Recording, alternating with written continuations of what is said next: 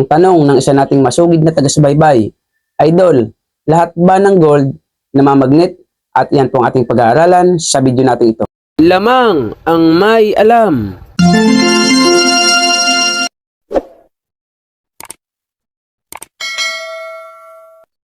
Ginto pilak ang trabaho ko. Pag pilates ng ginto, eksperto ko. Magandang panahon po sa inyo mga kaibigan ko. Dito po sa ating channel, More Than Treasures. Kumusta po kayong lahat? Nawa ay nasa mabuti kayong kalagayan at laging ligtas sa anumang sakit at karamdaman. Sa video po natin ito ay ating sasagutin at tatalakayin ang isang katanungan ng ating masugid na taga-subaybay na si Cesar Valdez. Shout out sa iyo, Cesar. At ganito po ang kanyang katanungan. Idol, lahat ba ng gold namamagnet? So, nais ko pong sabihin sa inyo mga ka-More Than Treasures na lahat po ng gold ay hindi namamagnet. So, ang gold po, kapag yan po ay galing sa mina, tulad po nung kakukuha pa lamang ng mga treasure hunter na naminang ginto, iyan po ay hindi namamagnet. Tulad po ng mga gold bar, hindi rin po yan namamagnet. Ngunit gusto ko pong malaman nyo, mga ka-More Than Treasures, at sa lahat ng makapanonood nitong ating video, para po sa kaalaman ninyong lahat, may mga ginto din po na dinidikitan ng magnet. Tulad po ng mga alahas, kwintas, singsing, bracelet, hikaw, kahit yan po ay 14K o 18K, may mga alahas na ginto na dinidikitan po ng magnet. So nawa po sa nagtanong nito, kay Cesar Valdez, ay nalinawan ang iyong katanungan.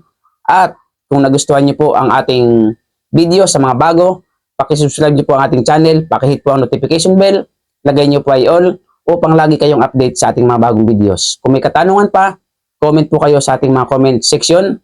At kung kayo po ay may gustong mabilis na usapan, send picture, meron po tayong FB page. At kung nagustuhan niyo nga, paki-like and share. See you on our next video. God bless po. Lamang ang may alam.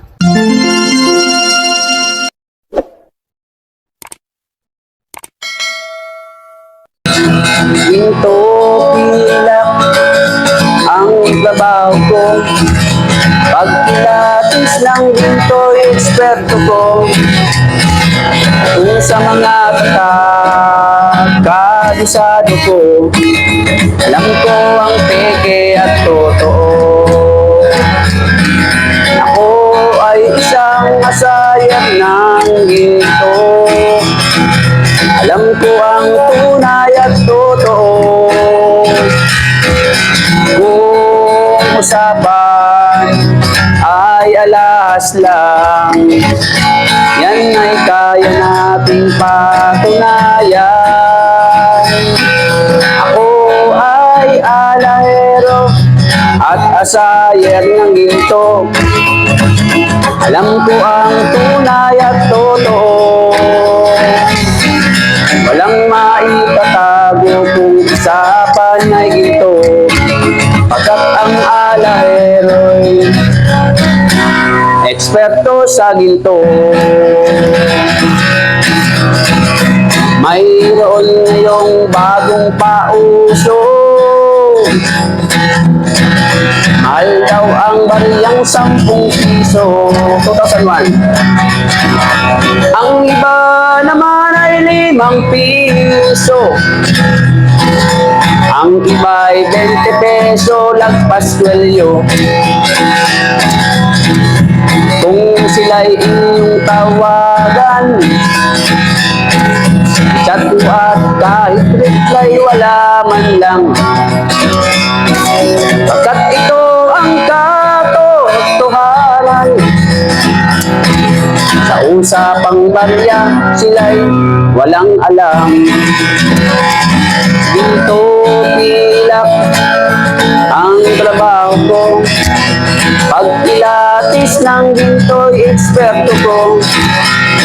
At kung sa mga tatak ay kabisado ko, alam ko ang peke at totoo.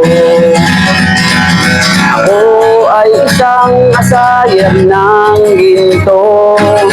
Alam ko ang tunay at totoo, walang maitatago kung usapan ay ginto, pagkat ang alahero'y eksperto sa ginto. May mga taong akala mo ay may alam sa pagkilatis ng ginto ay nakikialam, ngunit ang kanilang ginagawang paraan ay napakalayo na sa katotohanan.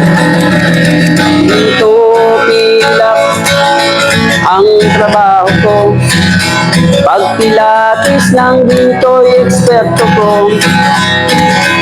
Kung sa mga katak ay kabisado ko, alam ko ang peke at totoo. Ako ay isang asayer ng ginto, alam ko ang tunay at totoo. Kung usapan ay alahas lang, yan ay kaya nating patunayan. Ako ay alahero at asayer ng ginto, alam ko ang tunay at totoo.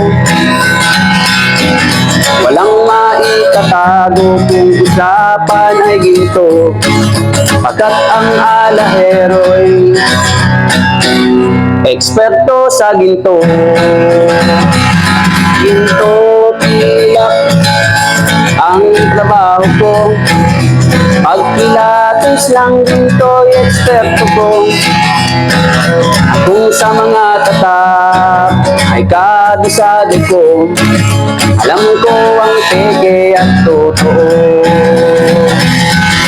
Ako ay isang asayer ng ginto, alam ko ang tunay at totoo.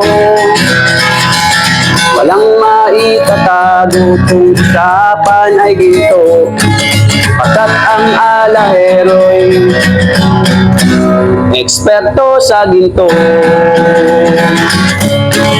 Pagkat ang alahero'y eksperto sa ginto.